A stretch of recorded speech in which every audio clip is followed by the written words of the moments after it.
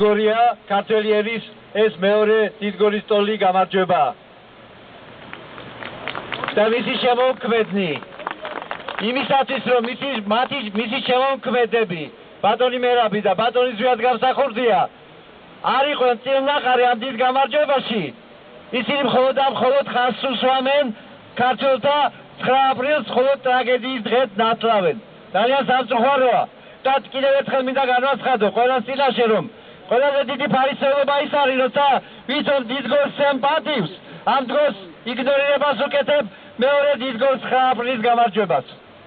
მაგრამ ქართველ ხალხს ამაზე დიდი ისტორიული გაყალბები უნახია, ამაზე დიდი ტრაგედიები, მაგრამ ქართველებმა ყველაფერს თავის სახელი დაარქვეს და დაარქვევენ კიდევაც.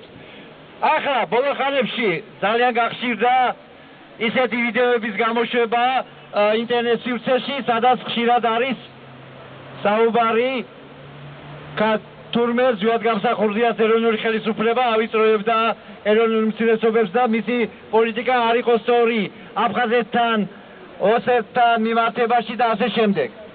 მე გაგახსენებთ ერთ პატარა ნიუანსს. გახსოვთ 4 აპრილს რესპუბლიკის მოედანზე იმდინარეობდა მიტინგი აფხაზეთის ავტონომიის გაუქმების მოთხოვნით. ეს იყო მოსკოვიდან ჩამოწოდებული პროვოკაცია, რომლის ნეიტრალიზება მოახდინეს ზვიად გამსახურდიამ და მერაბ კოსტავამ. მას წამოიყვანეს ათასობით ადამიანი, მოიყვანეს აქ და ყველა ის პლაკატი, რომელიც ეხებოდა ეროვნულებას შორის დაპირისპირებას, აფხაზეთის ავტონომიის გაუქმებას, ყველა ის პლაკატი დაიხია და ერთადერთი ლოზუნგი გამოჩნდა აქ დამოუკიდებლობის მოთხოვნა, საქართველოს დამოუკიდებლობის მოთხოვნა. ეს ის ხალხია, რომელმაც ბეწის ხიზზე გაიარეს საქართველოში ამ ეროვნულ საკითხთან დაკავშირებით და ოსი, აფხაზი, სომეხი, აზერბაიჯანელი, რუსი ყველა დაიყენეს გვერდით 31 მარტის რეფერენდუმში. მე გაგახსენებთ 31 მარტის რეფერენდუმში აფხაზეთში მთელი ამორჩევლების 60%-მა მისცა დამოუკიდებლობის აღდგენას ხმა. მათ შორის აფხაზების დიდმა ნაწილმა და ამით მათ ხმა მისცეს საქართველოს ტერიტორიულ მთლიანობას და დამოუკიდებლობას. გაგახსენებთ 26 მაისს, როცა ზვიად გამსახურდიას აფხაზეთში ძალიან დიდმა ნაწილმა ხარი დაუჭირა საპრეზიდენტო არჩევნებში. ფაქტიურად ორჯერ აფხაზმა ხალხმა საქართველოს ტერიტორიულ მთლიანობას მისცა ხმა და საქართველოს დამოუკიდებლობას.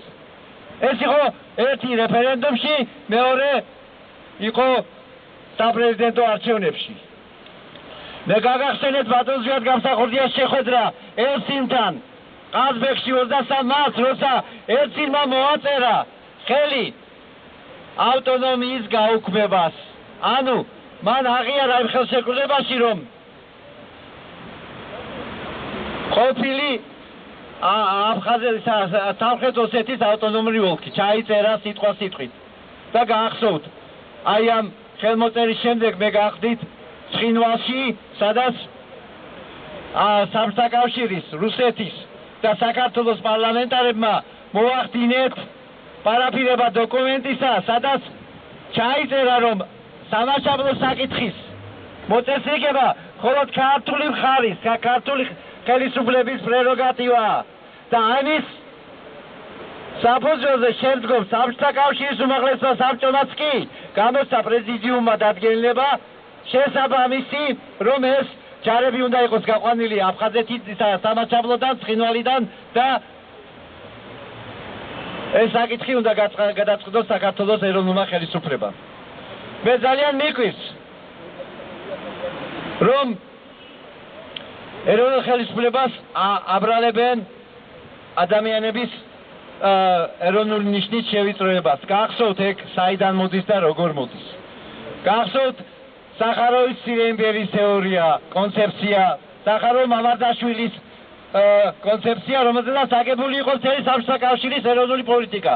გახსოვთ შეიძლება გამიგრძელდა, მაგრამ მაინც უნდა შეგახსენოთ სცენარი იყო ასეთი, რომ ქართიზაციის ქართველების მიერ დაპყრობილი არიან ოსები, აფხაზები, სვანები, მეგრელები და იმისათვის რომ ადამიანის უფლებები დავიცვათ თვითგამორგოვის პრინციპიდან გამომდინარე უნდა გაათავისუფლდნენ ისინი ამისაგან.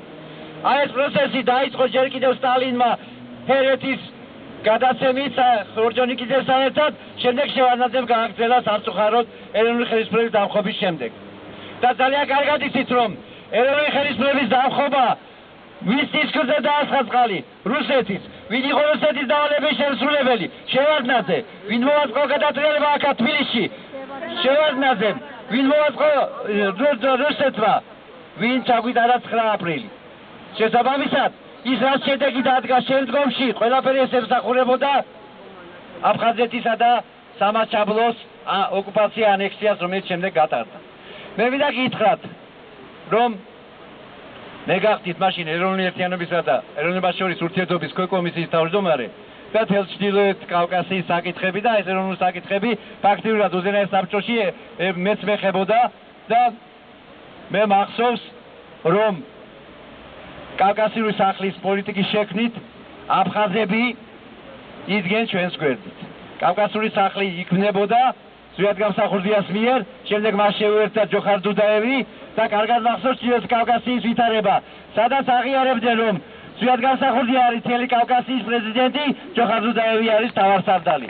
აი ესეთი სიტუაცია იყო და ჩვენ აფხაზებს არავითარ შემთხვევაში არ დავკარგავდით ამ სამართლებს.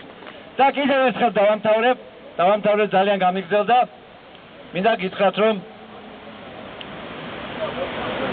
ზვიად გამსახურდიას ეროვნული პოლიტიკა გამოჩნდა ყველა იმ პროცესებში, რომელიც საერთოდ მოგიყევით. კიდევ ერთხელ დავამთავრებ ამით, რომ 95%-მა სომეხი ეროვნების მისცა ჯავახეთში ხმა, აზერბაიჯანელებმა 90%-მა დამოუკიდებლობის ხმა, ასევე აფხაზეთში უმრავლესობამ და საქართველოს ტერიტორიაზე ოსების ძალიან დიდმა პროცენტმა, დაახლოებით 70%-მა მისცა ხმა საქართველოს დამოუკიდებლობის აღდგენას. აქედან გამომდინარე, ის ფუნდამენტი, რომელიც დადო ზვიად გამსახურდიამ რეფერენდუმის საფუძველზე დამოუკიდებლობას, დიახ, ახლა ვამთავრებ. და რადგან დადო ეს ფუნდამენტი, მისი ამ ფუნდამენტის მოშლა ის უფლება იურიდიულად არავის არ აქვს. საქართველოს მომავალში იქნება ერთიანი მთლიანი, როგორც ზვიად გამსახურდიამ ჩაუდო